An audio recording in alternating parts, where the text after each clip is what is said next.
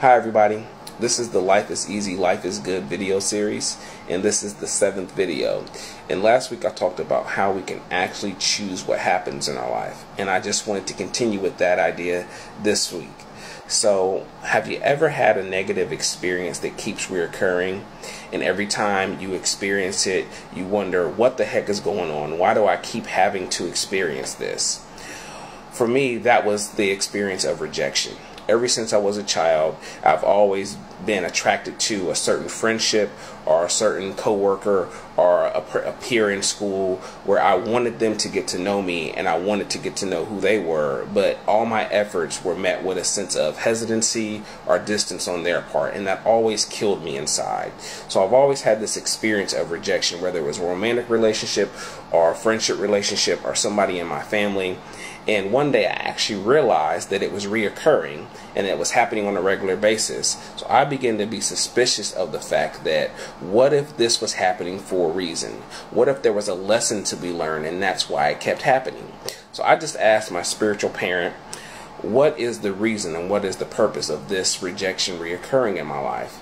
And is there anything on my part that I need to learn or that I need to grow in?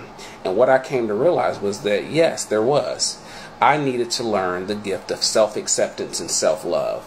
That no matter how anybody treated me or what somebody thought of me, I could still enjoy and love my very own life.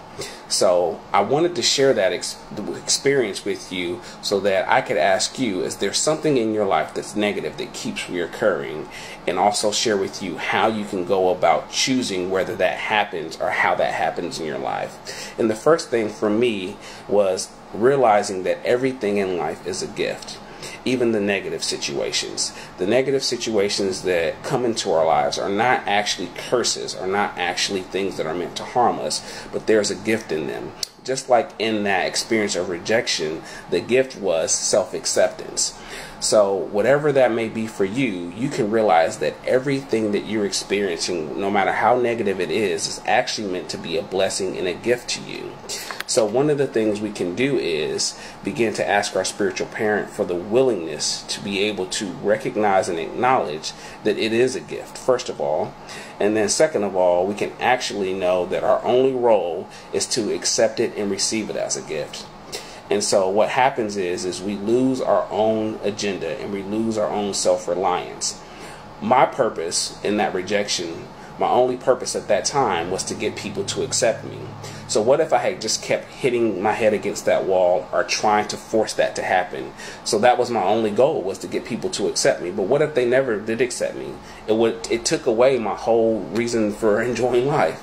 So once I began to actually learn self-acceptance and self-love, even when people reject me, my self-reliance and my own agenda actually got put to the side.